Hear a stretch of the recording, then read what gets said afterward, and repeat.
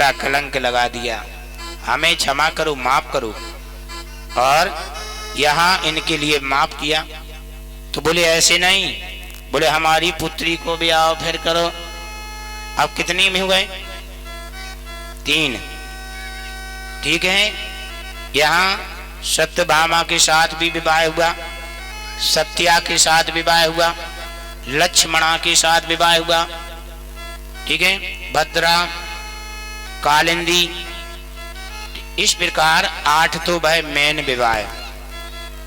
और बोले जी 101 कैसे विवाह भाई? बोले एक भौमासुर नाम का दैत्य था, और इस भौमासुर ने संकल्प लिया कि जिस दिन 21,000 कन्याएं इकट्ठी हो जाएं तब हम एक संग विवाह करें। तो इन्हें सभी कन्याओं को कैद करना चालू किया। कैद करते करते 16,100 हो गई। कन्हैया को जब पता चला, कन्हैया बोले जाना चाहिए। भौमासुर के राज में पहुंच गए, और भौमासुर के राज में जाकर के भौमासुर का वध कर दिया, मार दिया। अब कैद में से कन्याएं जितनी थी ना, सभी कन्याओं से कहा आप जाइए, अपने अपने घर जाइए, धन्य है वो कन्याएं। बोली बताओ, इस दैत्य के राज में हम रहे, हमें अब कौन वरण करेगा, हमें कौन अपनाएगा, इसलिए एक कृपा कर दो। बोले क्या? या तो हमें ताला ज्यों का त्यों लगा दो, बंद कर दो, या आजाद करना है तो संगे लवा चलो। कन्हैया बोली 8 तो घर ही पहले से हैं, अब ये कितनी हो रही? 16,100। अब बोले चलो तो एक साथ।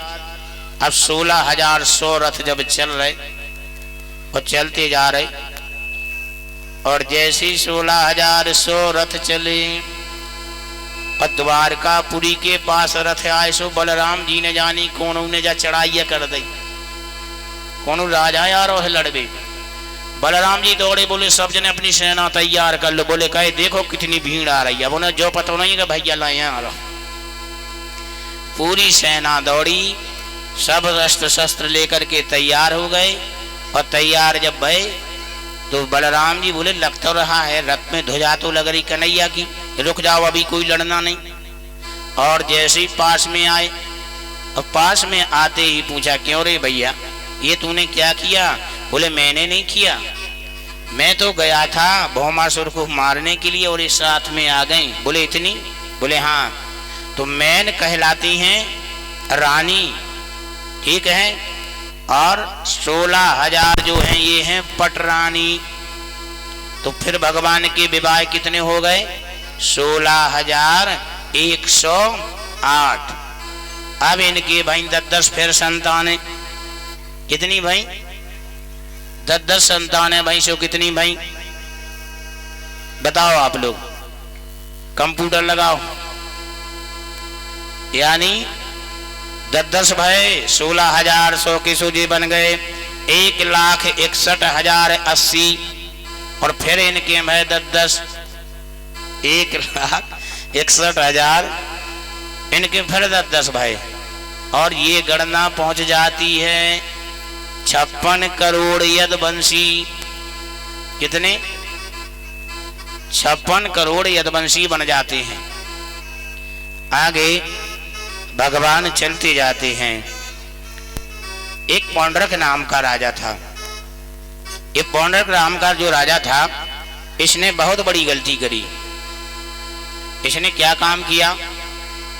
इसने कन्हैया जैसे 4 हाथ वाले तो लकड़ी के हाथी ने बना ले, और लकड़ी के हाथ इसने बनाए, और लकड़ी के हाथ बना करके कन्हैया की नकल उतारने लगा। ध्यान देना, कभी किसी की नकल मत उतारो।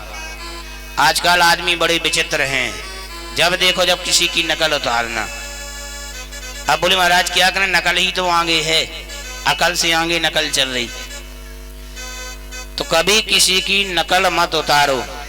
आज पौंड्रक भगवान कन्हैया की नकल उतारने लगा, और पूरे राज में भगवान का नाम बंद कर दिया। और जब भगवान का नाम लेना बंद कर दिया, यहाँ एक दिन कन्हैया स्वयं गए पौंड्रक के पास, और पौंड्रक के पास जाकर के पौंडक को समझाए, क्यों रे भाई, इस धरातल पर तू किसी को यज्ञ हवन पूजन नहीं करने देता है। बोले हाँ मेरा राज है। कहीं कहीं तो देखो घर में भी ऐसे आदमी हो जात, अगर कोनो पूजा पाठ करे तो भी जरूर टोक दें। अगर कोनो बहू शादी हुई है तो कोई सास ऐसी हुई है कह दिया में तेल ज्यादा भर दो तुमने, वो 8 ही दिन को नहीं होने। अगर कोनो बहू दिया बात ही नहीं कर तो सास के कम से कम इतना तो प्रयास करो। तो ध्यान देना, अपने इस जीवन में पूजा पाठ में सबसे आगे रहो। क्यों कि सबसे काम ज्यादा यही आती हैं कि जिनकी लागी रे, कि जिनकी लागी रे लगन भगवान में, उनका दिया तो जलेगा तूफान में। लगने भगवान में, उनका दिया भी जलेगा तूफान में। जिनकी लागी रे लगने भगवान में, उसका दिया तो जलेगा तूफान में। जिनकी लागी रे लगने भगवान में, उनका दिया भी जलेगा तूफान में। ऐसे नहीं चलेगा, भगवान की भक्ति में कम से कम ताली तो बजाओ, भजन में ताली तो बजाओ। जय हो। अरे मन का दिया वो तन की बाती, हरि भजन का खेल रे। हाँ मन का दिया वो मन की बाती, हरि भजन का खेल रे। अरे मन का दिया और तन की बाती, हरि भजन का मन का दिया और मन की बाती, हरि भजन का खेल रे। हरि मिलावत हरि चुड़ावत, हरि माया का खेल रे। हरि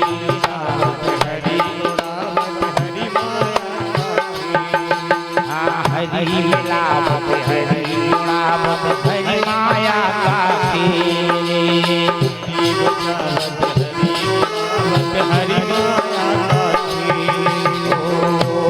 जिनकी लागी रे, जिनकी लागी रे, जिनकी लागी रे भगवान में, उनका दिया तो जलेगा तूफान में। जिनकी लागी रे लगने भगवान में, उनका दिया भी जलेगा तूफान में।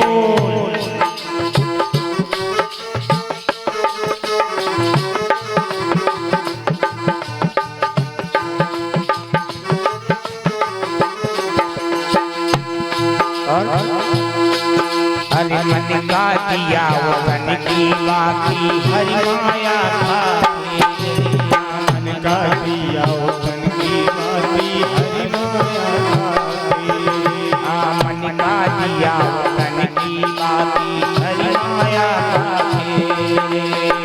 का दिया वो मन की बाती, हरि माया का हरि जलावे हरि बुझावे, हरि की सब माया खेल रे। जावे हरि जलावे, हरि माया का खेल रे। जिनकी लागी रे, जिनकी लागी रे भगवान में, उनका दिया तो जलेगा तूफान में। जिनकी लागी रे लगने भगवान में, उनका दिया भी जलेगा तूफान में। जिनकी लागी रे भगवान में, उनका दिया तो जलेगा तूफान में। जिनकी लागी रे लगने भगवान में, उनका दिया भी जलेगा तूफान। उनका दिया भी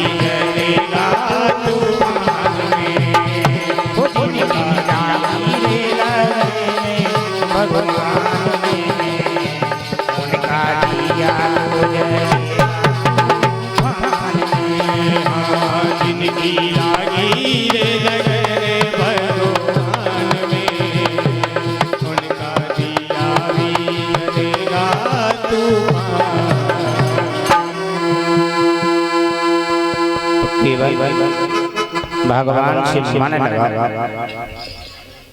तो हवा में भी दिया रख दो और उनकी कृपा हुई है तो क्या हुई है बताओ। अच्छा उनकी मर्जी के बिना कुछ नहीं हो सकता है। अगर वो चाहे तो हवा में भी जलेगा और वो चाहे तो अपन कमरे के अंदर भी कर दो तो राधे राधे है कि नहीं। तो ध्यान देना पौंड्रक का भी भगवान ने उद्धार किया। एक बार भगवान बैठे और धर्मराज से बोले भैया अपन राज सूर्य यज्ञ करें। कौन सा यज्ञ करें? कौन सा यज्ञ करें? राज सूर्य यज्ञ। अच्छा यज्ञ करने की क्या जरूरत पड़ती है बताओ। यज्ञ अपन क्यों करते हैं? यज्ञ इसलिए करते हैं कि हमारे संसार में सबकी खुशी रहे। आज अपन ये व्रत कर रहे हैं कार्तिक स्नान करने क्यों कर रहे हैं कि भगवान हमारा गांव परिवार सब भरण पोषण रहे बढ़िया रहे। अपने लिए नहीं करना चाहिए। कोई भी कार्य करो तो सबके लिए करो। कछुआ आदमी तो बोले अपने लाने करो दूसरे को नहीं मिल जाएगा। ध्यान देना तो हर कार्य करो तो किन के लिए करो परहित करो दूसरों के लिए। आज ध्यान देना इधर क्या हुआ राज सूर्य की यज्ञ की तैयारी की अब यज्ञ चलना है। तो बोले भैया यज्ञ में सबके लिए तैयारी है तो यज्ञ में बंद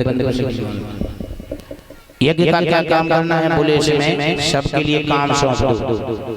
अच्छा घर का मुखिया गांव का मुखिया अच्छा हो काम बिगड़ नहीं सकता है। ध्यान देना और जब मुखिया गड़बड़ है तो राम राम राम राम।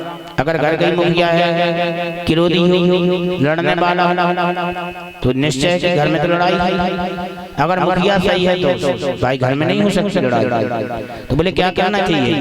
कन्हैया ने सबको बुलाया बोले काम बांटो। अब यज्ञ में काम बांटना चालू कर दिया। अब यज्ञ में काम बांटना चालू किया तो क्या किया? बोले धर्मराज तुम्हें यज्ञ गद्दी पर बैठना है देखे रहना है कौन आया कौन नहीं आया। बोले अच्छी बात नकुल सहदेव सेवा में रहना। और दुर्योधन को बुलाया। अब भगवान बड़े चतुर थे बोले दुर्योधन के लिए हिसाब किताब का काम दे दो। अच्छा हिसाब किताब का काम दुर्योधन को क्यों दिया? बोले लेन देन उसको दे दो जिसको जरूरत ज्यादा। घाटा लगेगा तो भाई अपने आप संभालेगा या बढ़ जाएगा तो वो भी अपनी कला दिखाएगा। ध्यान देना लिखा पढ़ी का काम किसको दे देना चाहिए? बोले दुर्योधन। अब ऐसा है देखो कैसे काम दिया जा रहा है। बोले आप सब दुर्योधन के हाथ में। आज को आदमी नहीं दे सकता दुश्मन को दुर्योधन दे देगा। बोले नहीं भैया आप अपनी जगह रखो दूसरे को नहीं दे। लेकिन यहाँ किसको दे दी? आप आपका खर्च दे दिया दुर्योधन को। अब बोले भैया भीम बोले भीम को दे दे रसोई को काम। अच्छा भीम को रसोई को काम कह दो बताओ आप। भीम के लाने रसोई को काम कह दो। भगवान बड़ी चतुर है। आदमी जो न ज्यादा खाता है वो ज्यादा खिला पाएगा। ठीक है अपन घर में भी कोई रिश्तेदार आ जाए अपन खाते में चार हुआ जाए 10-12 तो 4 लोग आदमी अच्छे आराम से परसेंट दे और जैसे 6 तक गाड़ी पहुंचे सो कह लो। अब 8 पहुंचे तो राधे राधे आप गुस्सा आ। बोले अब कौन इतना बनाएगा कौन इनको इतना थोपेगा? तो ध्यान देना बोले दुर्योधन जब इतना खाते हैं तो ये खिला भी सकते हैं। और ध्यान देना खिलाने वाला वही है जो व्यक्ति को तृप्त कर दे। आज जब यहाँ काम बांटे गए सबके लिए काम दे दे। एक काम बचा। कौन सा काम बचा? पत्तलें उठाने का। अब सबने देखा ये काम कौन करेगा? मैं तो नहीं करूंगा। सबकी नजर नीचे हो गई। भैया पत्तल कौन उठाएगा यज्ञ में? सब सिर नीचे करेंगे कोई नहीं कहा। इतने में कन्हैया स्वयं बोली यज्ञ की पत्तल में उठाऊंगा। बोलो कन्हैया लाल की। ध्यान देना कन्हैया स्वयं कह रहे हैं इस यज्ञ की जो पत्तल है ना वो पत्तल हम उठाएंगे किसी और से नहीं उठवाएंगे। धन्य है कन्हैया। अब ध्यान देना 3 जगह की पत्तल कभी किसी पर नहीं उठवाओ। अगर तुम अपने मान बने के यहाँ भोजन कर रही हो तो क्या करना चाहिए? पत्तल छोड़ देना चाहिए। बताओ, अपने हाथ से स्वयं उठाओ और दूसरों की भी उठाओ, उसमें पुण्य मिलेगा। और दूसरी जगह यज्ञ में बड़े प्यारे आदमी हैं, स्वयं खाली तो गदबद पड़त के चलो भाई जल्दी जी उठाओ अपना, ऐसा नहीं करना चाहिए। यज्ञ में भी जो भी तुम्हारी जूठी पत्थर उठाएगा तुम्हारे पुण्य को वो ले लेगा।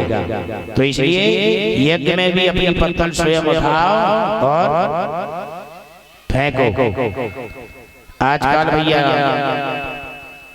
स्वयं की पत्थर या थाली उठाने में बड़ी शर्म है कि नहीं? तो दो जगह, तीसरी जगह जहाँ मंदिर हो, देवालय हो, मंदिर में भी भैया थाली छोड़ो, कभी नहीं मत छोड़ो। क्यों नहीं छोड़ो बताओ? अगर वहाँ थाली पड़ी रही तो कोई पूजे तो उठाएगा। तो बोले इससे पहले वो भी थाली उठा करके अलग रख दो, वो भी अपने पास नहीं रखना है, स्वयं अपन को उठाना चाहिए। 3 जगह की थाली।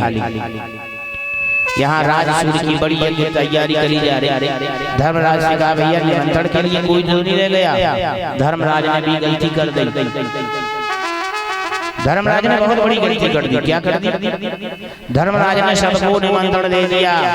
निमंत्रण देने के बाद यहाँ निमंत्रण दे रहे तो सतयुग द्वापर त्रेता। धर्मराज ने कलयुग को छोड़ दिया। और जब धर्मराज ने कलयुग को छोड़ दिया, कलयुग बोला देखो मुझे तो आना था। और हो भी सकता है भैया यज्ञ में कभी किसी को नहीं छोड़ो, चाहे वो दुश्मन हो, चाहे अपना हो, चाहे पराया हो, सबको बुलाना चाहिए। क्यों बुलाना चाहिए? बोले इसलिए बुलाना चाहिए कोई आशा लगाए है अगर अपने भी तो भाई प्रसादी तो पाएगा। इसमें क्यों अपन वंचित होते हैं?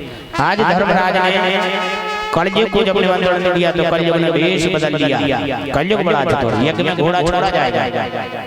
कलयुग ने पूरी धरती के घोड़ा खंडित कर दिए, किसी की पूंछ काट दी, किसी की कान काट दिए, एक भी घोड़ा साबित नहीं छोड़ा। कलयुग ने वहीं पास में एक अपना आश्रम बनाया और उस आश्रम में बैठ करके सुंदर एक घोड़ा अपने पास रख लिया। कन्हैया मुस्कुराते देख रहे हैं लीला क्या हो रही है। कन्हैया तो समझ गए घोड़ा एक ही जगह साबित है। तो कन्हैया ने सबसे पहले कहा कि अर्जुन को भेजना चाहिए। अर्जुन जाओ कहीं से अच्छा साजा घोड़ा दिलाओ। क्यों? क्योंकि यज्ञ में अपन को छोड़ना है। अर्जुन गए घोड़ा ढूंढने के लिए और जैसे ही घोड़े के लिए लेने जाते हैं और देखा क्या, संत का भेष बनाए बैठा कलयुग। संत का भेष, और जैसे संत का भेष बनाए बैठा कलयुग।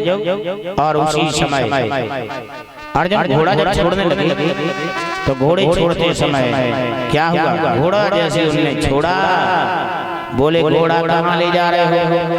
बोले घोड़े को तो हम अपने आश्रम ले जाएंगे।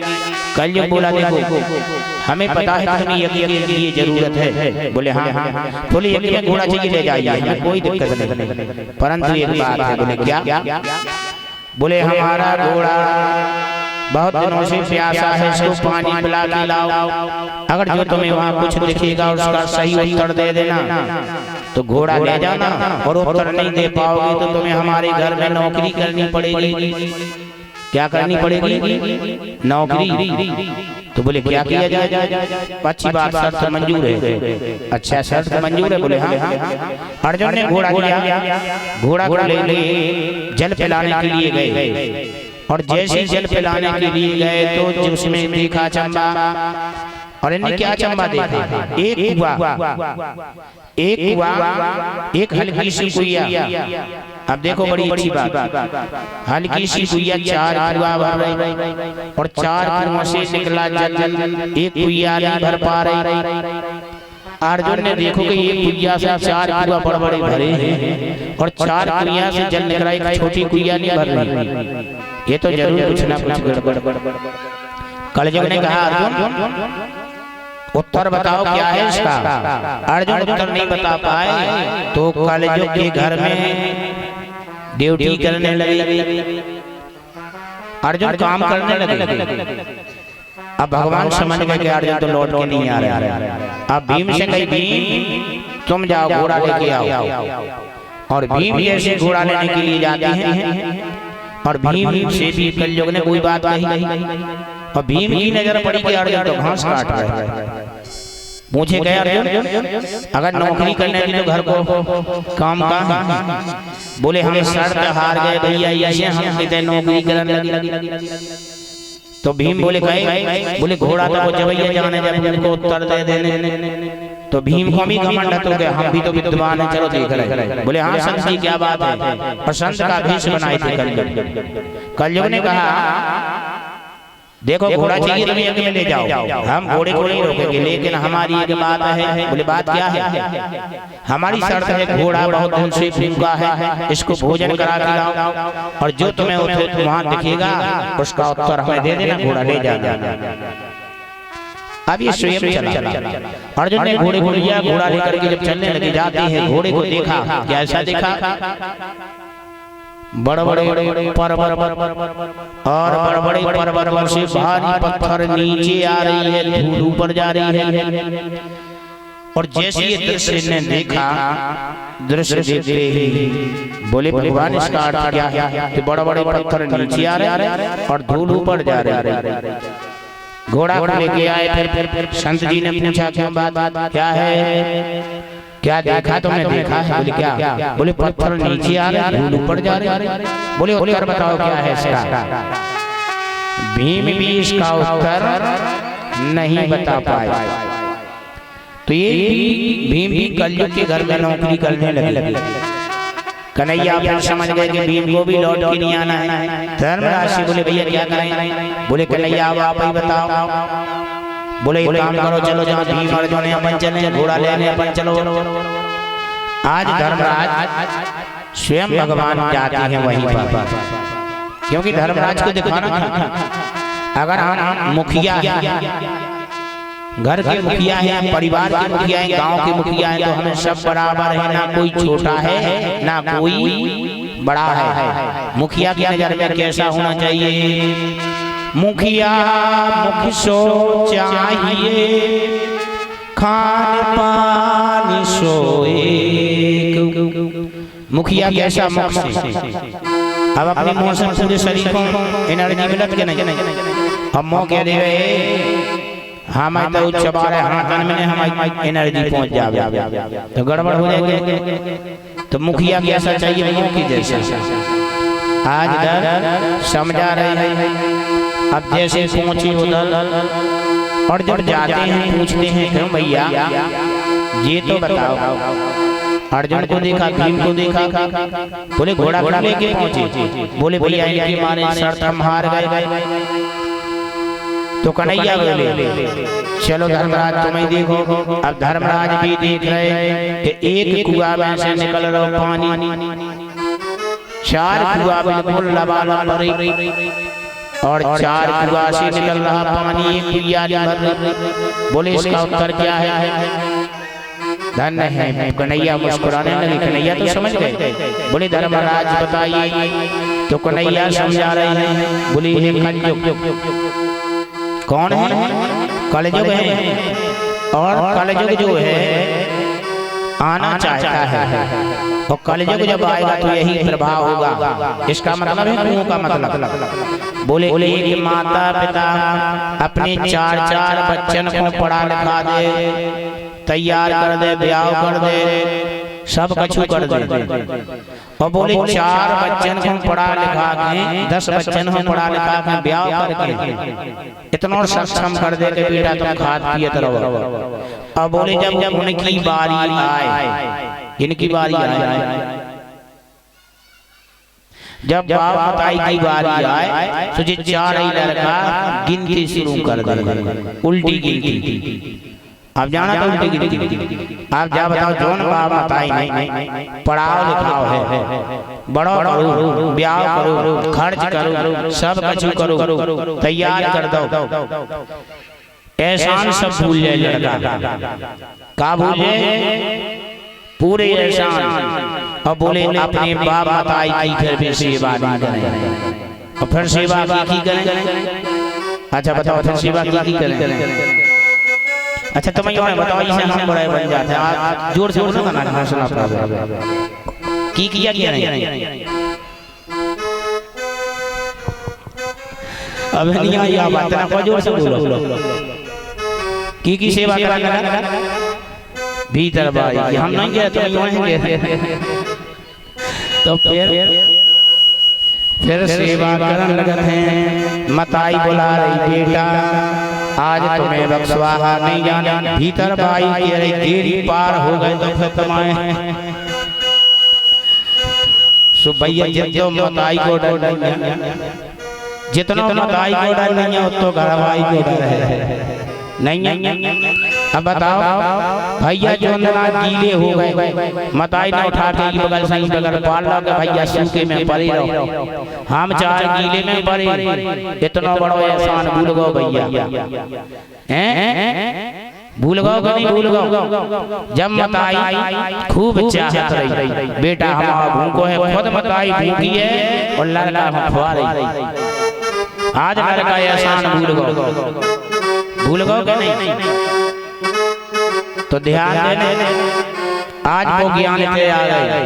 यही कथा पहले से बता दी हूँ आज आ रहा बोले कलयुग में ये चार हुआ है चार लड़का है और चार लड़का एक बाप मताई की सेवा नहीं कर पे कहूँ तो भैया ड्यूटी सी लगी बाप मताई एक महीना बड़ी न खुआ लो तो एक कारी नहीं हो सकता।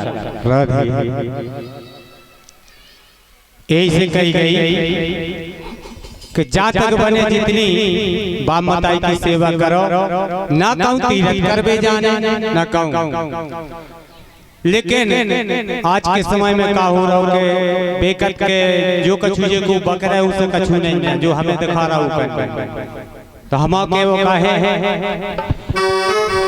के करो ना प्यारे हाँ करो ना प्यारे माते पिता को अपमान करो ना प्यारे माते पिता को अपमान